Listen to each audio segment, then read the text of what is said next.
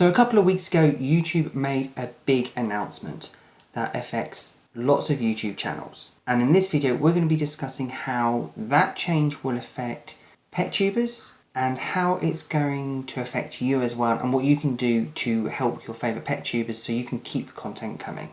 I'm David, welcome to DJ Exotics.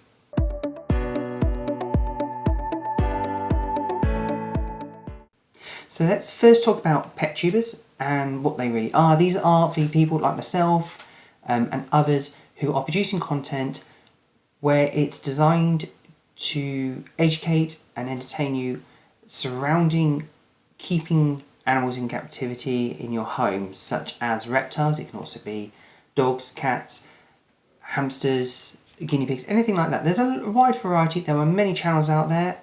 If I wanted to name them all, this video would be 20, 30, 40 hours long, and I wouldn't have time for it really. I'd probably only scrape the surface. There are always new Petubers. There are some which are always falling out because they're not got the drive anymore.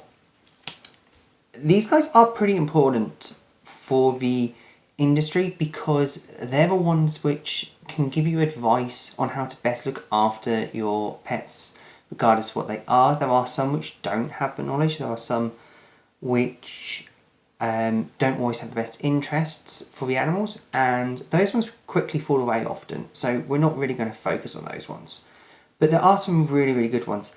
And there are always new ones. Like I said, there's always new ones coming out. And this is what YouTube have done. They've created a new scenario where they've made it harder now for new Petubers to really succeed on the platform. So let's have a quick look at what YouTube have done. So YouTube have put, and this is rolled out across all channels. What they've done is that they've increased monetization requirements. So previously, as a Petuber like this channel, we would need 1,000 subscribers and 4,000 watch hours over a 365-day period in order to qualify for monetization. Now that monetization is YouTube giving us a share of the ad revenue that they get for putting the ads in. Now you may have had an ad before this video, you may have an ad in the middle of this video, and YouTube at the moment doesn't actually give me a share of that because I don't have the subscribers or the watch hours. I'm actually very close to one of those at the moment, but now they've actually increased the watch hours from 4,000 to 8,000. So when you look at it, what they've done is that instead of it being about 11 hours per day that we're required to get, it's made it 22 hours per day, and then they will give monetization. Now YouTube have said that they're doing this because more people are watching YouTube, therefore we have to set a higher barrier for monetization. I don't quite understand that. For a little bit of context, I've got a degree in maths, I've got a master's in business, I've got a degree in business, I've got a diploma in pet care. So business really is something which I understand. Statistics is something that I really understand. If you've got more people watching, you've got more revenue, so you shouldn't really need to pay people less for bringing in the content, and YouTube isn't really rewarding those who are giving the content which is fueling their growth. But there are a few other things which are going on behind the scenes. So number one, YouTube has been in the news because it's being seen as being addictive. So in America there are court cases going that YouTube's too addictive, it's causing problems, and there could be lawsuits for it, and that it might have to make some changes. In the UK government, and this is something that's going underneath the radar as well, is that the UK government has suggested that YouTube should prioritise videos being displayed to users which are from their broadcasters. So that's for BBC and ITV primarily, because they're the ones which should get a share of the license fee for actually owning a TV and watching live TV. So the UK government is proposing that YouTube has to prioritise them before they prioritise what we would probably call user-generated content, which is like your Petubers. Now these things are going on in the background and YouTube is reacting to them. But what it's done is that it's affecting small creators who are trying to get there. Now the state of the channel was, before they made this announcement, and I did a post and some of you liked it and that's really appreciated, that we actually made 24 hours per day. Now you might sit there and think, oh that's brilliant, that's fantastic. you know, we should be able to make it. Now, we don't have to do the 8,000 straight away. That has to be done by the 1st of February. We have to do the 4,000 before the 8,000 kicks in. And we were on course for that. It was going to be, the watch hours is never going to be the problem. The problem was actually going to be on the subscribers. And the subscribers, I do a lot of, I said I've got a degree in maths, so I was able to do some statistic analysis, and I put our reach of 1,000 somewhere between January 2027 and March 2027. So as you can see, they actually put the requirement for me to get to that 1,000 subscribers and the 4,000 watch hours right in the middle of the prediction. So there was a 50-50 chance if everything was going straight, right? The average about just before this is that I was getting about 16 watch hours per day, which was more than enough. Occasionally it would go up to 20. So that was 16 to about 20 hours. Anyway, the day that they announced this, something happened on the channel. And there's different ways in which channels get traffic. So you get external search, which we get a lot of traffic from. You get channel views, so that's someone going onto your channel and watching a video from there. You get YouTube search, which has always been a very successful one.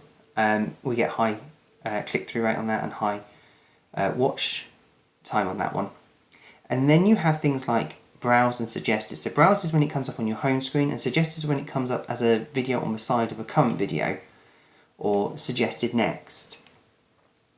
Now the only ones that YouTube really has complete control over is for suggested and browse. And until about the 2nd of August, these were doing exceptionally well. I was growing in everything, and you know, suggested and browse were actually two of the largest contributors to traffic to this channel. But as soon as they made that announcement, suggested and browse cut. And effectively it took out about half of my traffic, almost overnight, literally like that. Now, I put things into AI mods, and AI mods are, oh, this is just general traffic. However, if you look at my graphs, with the exception of the odd day, traffic has always been going in an upward cycle. We've always been increasing. Every month has been better and better and better. And that's thanks to you guys, and I really appreciate it. And you guys are amazing. But if you don't see my videos in the browser, you don't see my videos in the suggested, then you're not going to be able to watch my videos unless you're going directly to the channel. So what's happened is that YouTube has basically taken away a lot of the ability for us to be found.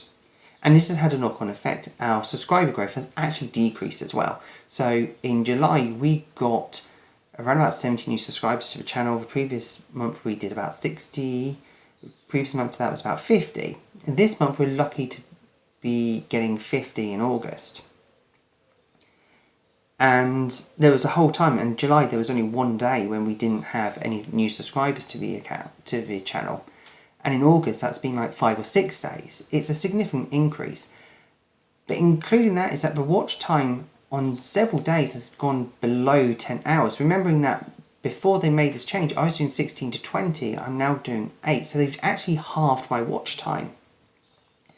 Now, some could say, well, this could be because people aren't interested in your videos, or, you know, there's something wrong. The thing is that before that announcement, everything was going up. And they say, oh, could it be your AVDs dropping, which is average view duration? Could it be your engagements going down? Could it be your click-through rates not doing as good now? The thing is that every single one of those measurements has had a significant increase since about May. So the average view duration has increased by over a minute. It's an approximate 25% increase. The click-through rate has gone up by about 20%. The engagement rate, we have a 99% like ratio in our videos. So we have 99 likes, 1 dislike. We have loads of comments. We still get the comments. We have people who come back regularly. So there is nothing in the engagement from users that suggests that really we should be pushed down. And this is the problem, is that everything I can see, I know that there's a lot of people who will go, oh, well, this is just coincidence, or this is just, it's got nothing to do, it's just a little bit of a blip. But I see it as a sustained. It's now happened for 3 weeks in a row where essentially YouTube seems to have suppressed the channel because it's not showing us on browse or suggested anymore. And it's more than a coincidence to me, because it is affecting. If you look at the data now, and I put the data in, we will not make that 1st of February. It was going to be very tight anyway when it came to the subscriber count, but I thought we might make it. But now it's going to look like they've reduced my watch hours, which means I won't make it. And I think that's wrong, because I think YouTube is punishing, it's moved for goalposts, essentially. It is sitting there and saying, you know, you had to do this, I've been gearing up, I've been preparing myself for one, and now it's said, right, okay, now you're going to go over there. Moving goalposts is not a nice thing to do. If you create a thing and say this is what you've got to do, you really should stick to it. That's my opinion. You can't keep changing goalposts. If I sat there and said to one of my children, I'll clean your room and we can go out for pizza, and then suddenly they clean their room and said, right, now you're going to have to go and mow the garden, people would say that was a bad father. You know, it's moving your goalposts all the time is not a good thing. And it's the same with YouTube. Constantly moving the goalposts is not, if it sat there and said, right, if you've joined after this date, you're going to have to do this, then that would be a different matter. But it's not. It's said for everyone now. And this isn't just affecting me. There's a lot of YouTubers out there who are going to suffer because they've moved the goalposts. But that is a way that, as viewers, as subscribers, that you can help us. And this is what this video is. If you guys can recruit for us, so you share our channel with your friends, because you're going to have friends who like reptiles, you're going to have friends who like the kind of content that we do, or you're going to have friends that like the content that other YouTubers do, and it's not just me. Cubehead Exotics, fantastic channel, really subscribe to them if you're not already. There's Valentine's vlogs. I'll put their channels down in the comments, in the description below, so you can go to them. But if you can get subscribers to us and build us up, and then if you watch just one 10-minute video per day, that will help. That will make a difference. We've got 318 subscribers as I record this. If you all recruited 2 people between now and February, we'd hit the 1,000 subscribers. If you all watched 10 minutes per day, that alone would be 5 hours of watch time per day.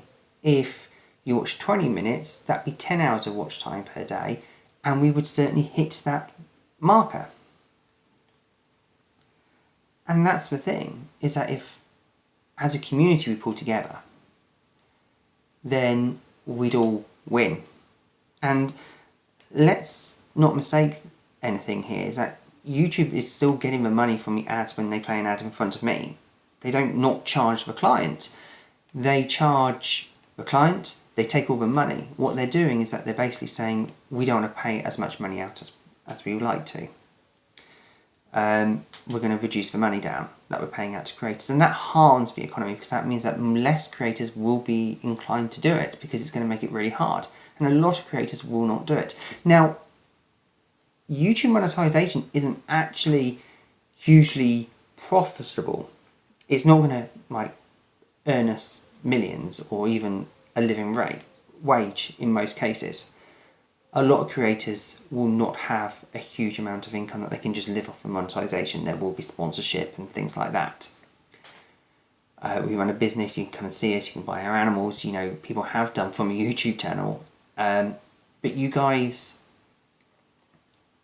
watching the videos with the ads on would actually pay for everyone's food in here.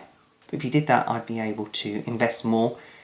We'd be able to get more species in, perhaps even improve the quality of the videos, guys. I'm not the best editor, I'm not the best But yeah, it's a small thing that if you were able to recruit people to the channel to subscribe them, if you were able to promote the videos to say, look guys, watch 10 minutes per day, watch 20 minutes per day, we would make that cutoff, and it would mean that YouTube would have to honour that. They would have to put us on a monetisation program, and then we don't have to hit a silly marker which they've created just because they want to keep a little bit more money, because they're worried about some of the things which are happening in the industry. Yes, they've got to worry about that industry, but they're not utilising the very people who make their channel or make their platform fantastic, which is the creators. Because without the creators, YouTube loses. And that's the big thing. It's like we're employees of YouTube at the moment, and we're not going to be paid. We might as well be free interns. And I think YouTube needs to actually sit there and think, who is actually the biggest stakeholder? It's the viewers and the creators. And if we work together, and guys, you are amazing, I can't say that enough. I appreciate every single one of you. I always respond to comments. I always appreciate each and every one of you that comes and subscribes. I get sad if someone that unsubscribes. Luckily we haven't had many, only about 20 in the lifetime of the channel. But you guys are amazing. And I know this is a longer video, and I do apologise for that. But it's almost like a plea of, let's not let the system defeat us, because if you don't support the channels now, I guarantee it that there will be fewer channels in the future, because people will just not want to do it. There is a mad rush at the moment for YouTube channels who are just going to get there, who could get there. And that mad rush, if people don't get there, it is going to cause a fair few channels to just quit. And that will hurt YouTube, it will hurt you.